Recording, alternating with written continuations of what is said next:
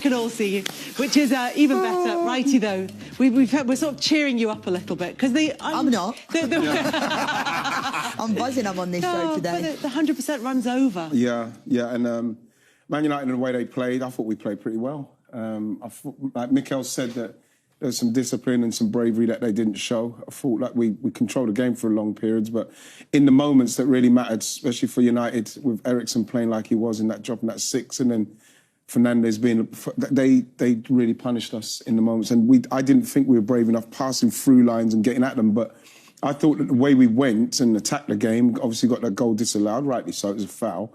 I was quite impressed with that because we went there and it's the best we've played there for a while in actually going to try and do something. So it wasn't as bad as people would think, but like the record, everybody was going on about the record, which is something that I wouldn't say I'm delighted I heard somebody asking, we'll talk more about Arsenal in a minute, but I heard somebody early on talking about whether or not we can start to think of this team as potentially the next Invincibles at some stage. And it just seemed there were people getting carried. You weren't one of them, but there were people getting carried away. That, though, realistically, they progressed. Yeah. You can't deny that. There's no way that this team hasn't got some. And that's what I'm saying. Those are the things that people need to just calm down on, because this team's very young still, and they're still learning. They'll learn a lot from yesterday's game. Talking about progression and a plan and a project and a way of play, that seems to be something that Manchester United have found under Erik ten Hag. Apart from even the result, there seems to be a system in place. Absolutely, and I think if you'd have told me, Kelly, I saw you after the Brentford game, I was at that game and I literally wanted to leave at half-time. We were that bad. And I think if you'd have told me we would have beaten Arsenal and Liverpool after that game, I would have said, what planet are you on? We looked like I was struggling to remember if we were going to even get 3 points on the ball throughout the season. But it's been a quick turnaround. I'm not getting carried away. You know, I'm glad that we're winning games. I don't think we're playing that well. I thought Arsenal played well yesterday, and when Saka scored, I think the momentum was swaying in that way. But I think we're winning games and not playing that well, and you can't ask for much more than that. And I'm delighted I'm on with you today after we beat you. They're a counter-attacking side. He's recognised that for me, Darren. When you see how they play, you know, I think as time goes by, Eriksen will control more games and Man United will control more games. But in the moment, it's perfect, especially with Rashford in that kind of form. It's a perfect way to play, and they caught us perfectly.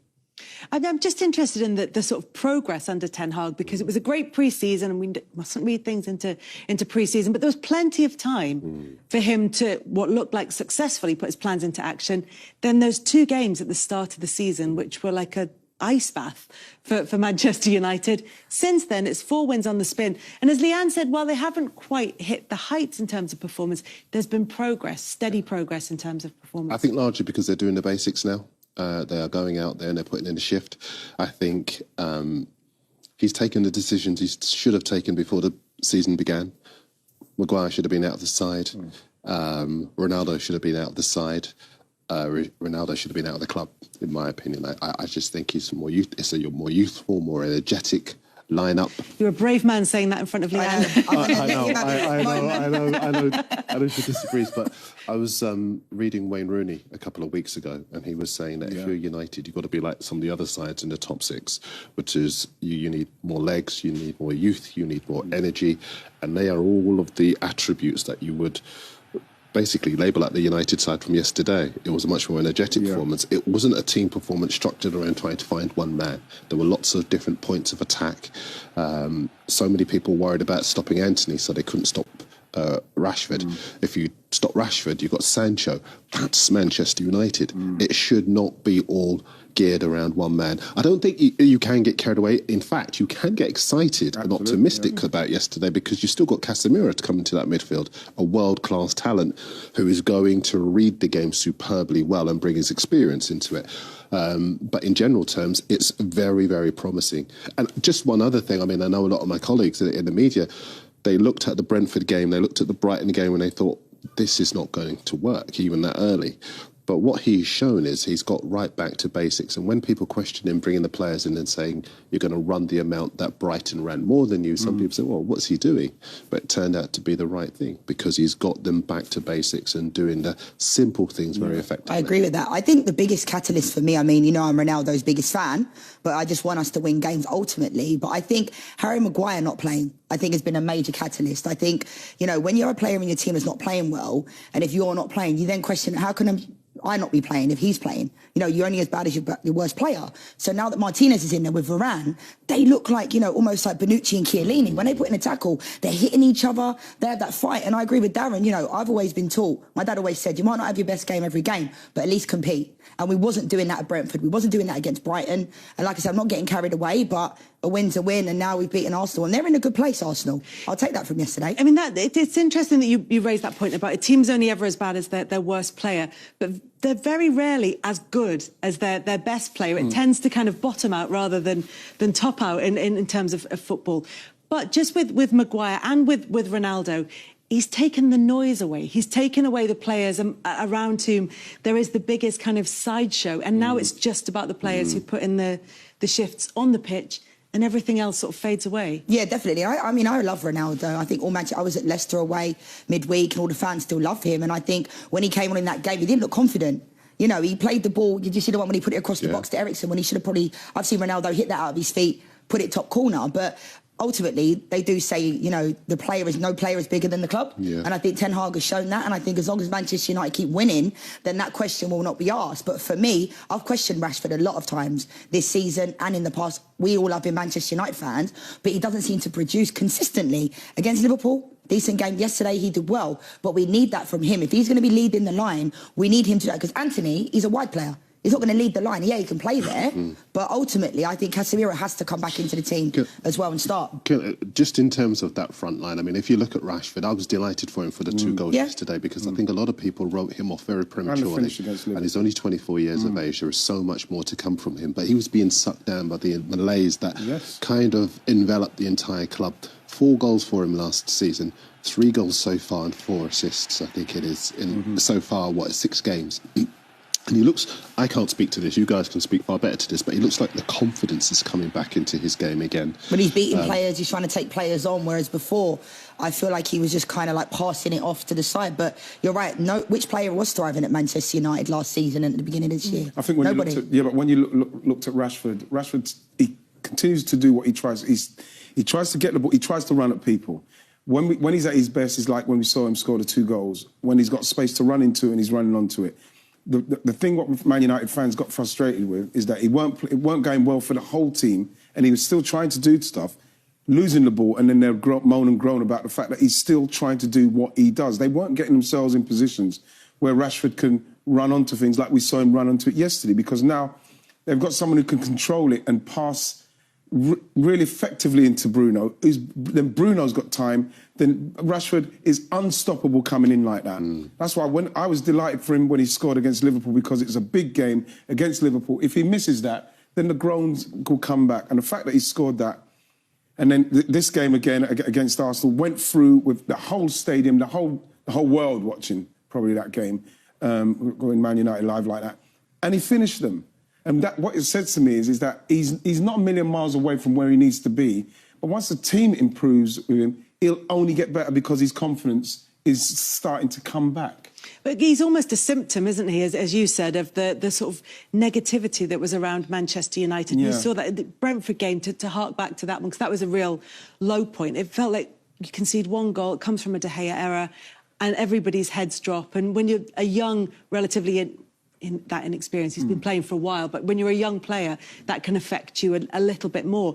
But someone like Casemiro coming in, as you said, you want him in there regularly starting for Manchester United. What do you think he gives them that they don't have now? The quality. I think McTominay has stepped up in the last 3 or 4 games since almost like Casemiro came in. But I was at the game on Thursday night against Leicester. He came on and pinged the ball on a dime, 60 yards out to the left-hand side. You know, so those are the types of qualities we need. Fred, for me, and McTominay are not at that standard of Manchester United. Yes, they can do a job, but not of the quality of Casemiro. So I can understand why Ten Hag, how do you change a team that's winning? You don't really do that, do you? But hopefully, for us to progress forward, I think Casemiro has to start. He's not been brought in to be a bench player, but maybe we need to be a little bit more patient. But when he's in there, I think, you know, it frees up Eriksen, depending on who's going to come out the lineup. But McTominay looks like he'll be the one that will drop out. But Bruno yesterday, the assist for the goal outside of the foot, straight down the middle, that's exactly what we've been missing.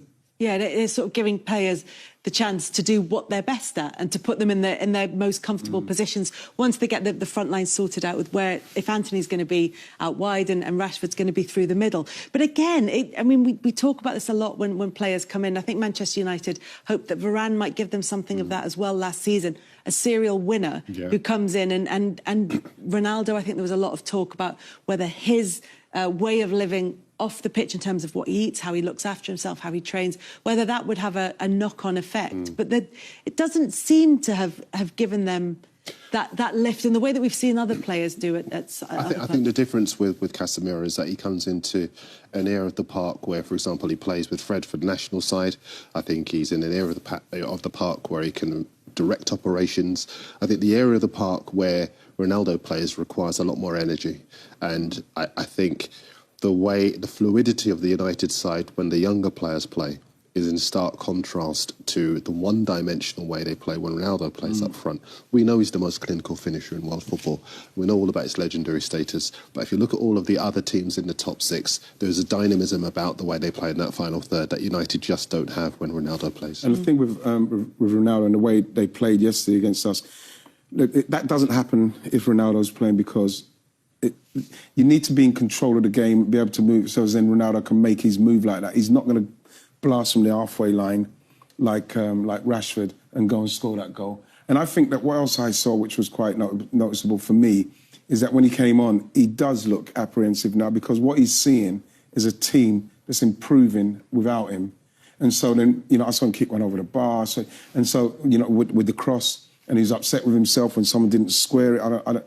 The thing is that I think that United now, and the players and the way they're probably in training now, he's no longer that focal point now. Yes. They can now focus on, we know what we're doing now. Sooner Casemiro gets in there, for me, the better, because I think that frees up Eriksen and in turn frees up Fernando. It pains me about Ronaldo, though, because for me, obviously we brought Ronaldo back. I'm glad he didn't go to City. And I agree with you about the high press and stuff. But if Rashford can produce like he did yesterday, then we'll be okay. But on Thursday at Leicester, he was poor. Yeah, but the thing is, Leanne, you're going to get more out of someone like Rashford with the team playing a more constructive style of football. The way they're playing, where it's going to be going through. They're going to control it more. Then he's going to be able to time his run and do what he's doing. Ronaldo can't be questioned in respects of the goals, especially last season, and what he's capable of. But he's no longer that kind of piece. And Man United are now moving somewhere where if Rashford, and of course consistency is something that has to come alongside what he's doing now, but that will come with confidence in the team and with them knowing that they're playing towards him now because he's more potent. If we keep winning, then no one's going to have a problem, are they? Yeah, and just on the back of what Wrighty was saying, I think if you look at Rashford now, I agree entirely with that idea that if Bruno Fernandes plays that ball through the middle onto Ronaldo, he is not going to split away from the last defender like Rashford was able to, just because his legs won't carry him now like Rashford's would. But also there was a moment for me when Anthony scored, and it was almost like a symbolic changing of the guard. I'm not saying that Anthony's going to get any win near the levels of Ronaldo at all, because we know that's not going to be the case. But the camera cut to Ronaldo and he's clapping above his head.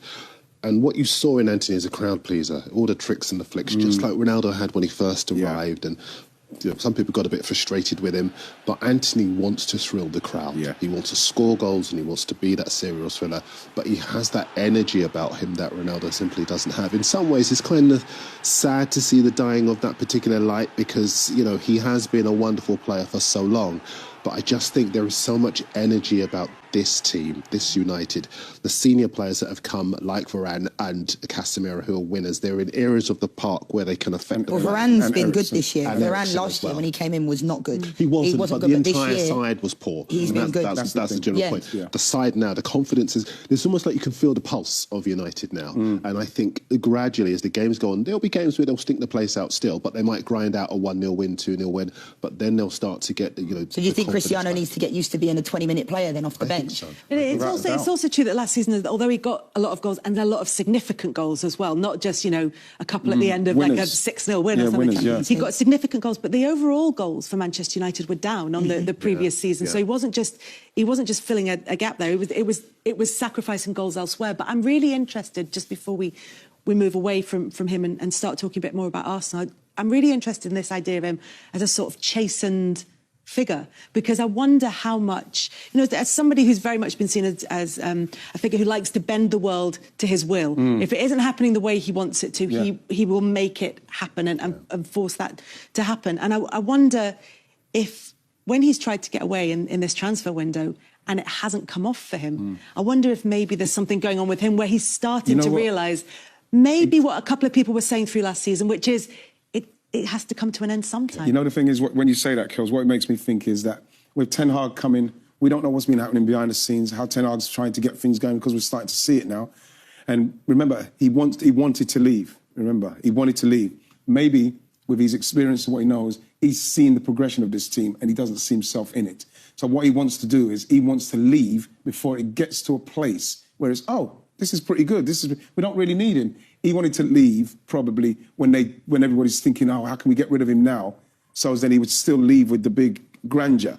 But like at the moment, if he leaves now, Man United fans will say, yeah, maybe it's right for you to leave. It's a long season, I think there's a lot of ego stuff to go. It's a long season, though, Wrighty. It's a long season, and Cristiano Ronaldo is a serial winner. So for me, I think. Do you think he goes in January then? I think he'll go at the first opportunity. Absolutely. He is a serial winner, but I think he quite likes to be a serial hero.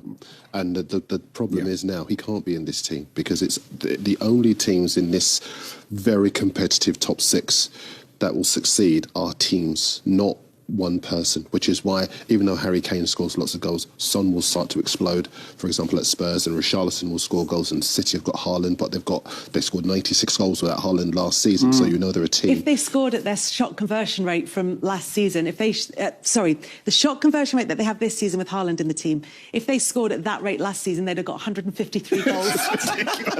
No point in anyone else turning up. I know it's an aside, but it's a good one, isn't it? Brilliant aside. We'll get to that. Just one more point on Ronaldo.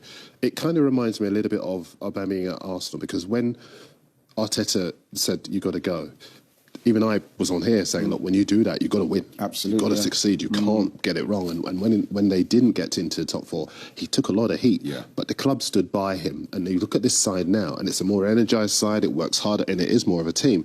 And I think the key with Ten Hag and the secret to this particular success in terms of the power shift that you're describing between Ronaldo bending everyone to his will and Ten Hag now starting to assert his control is the club have clearly said to him, you're our man. Yeah.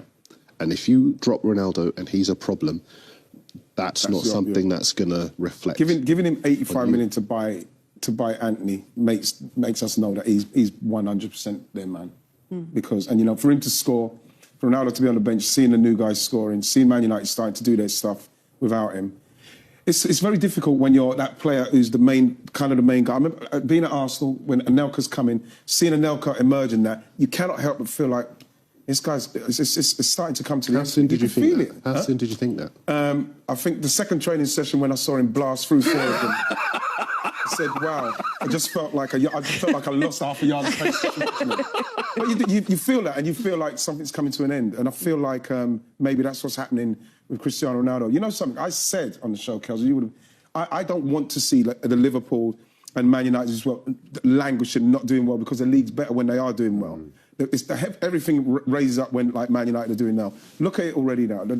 Everything's changing because Man United are doing well. I don't mind that, because everybody else, we're going to have to liven up. Everybody has to liven up. That's what you want to do. If Cristiano's watching, I still love him. I still think he has a lot to offer Manchester United, not necessarily from the start potentially, but I think it's a long season. I really do. And I hope that Man United keep winning in the way that they do. But for me, Martial had a good pre-season. He's always injured. The depth that we have, we just don't have that depth for me to be able to get rid of someone like Ronaldo, but I could be wrong. I'm not saying his legs are the same as it was 10 years ago, but it's still Cristiano Ronaldo, and I'm just mindful of, his mindset and his mentality, for me, is on a completely different level. And when people are focusing him after the game, saying he's not clapping the away fans and he's not doing this, I don't really care. If he's playing well, I don't care if he comes and claps me or not. People have different opinions of him, but I think that's why he's been one of the greatest footballers ever in this game, because of his mentality. And if the rest of them don't want to come on board with him wanting to be a winner and wanting to do more, then that's up to them. Lee, that's not.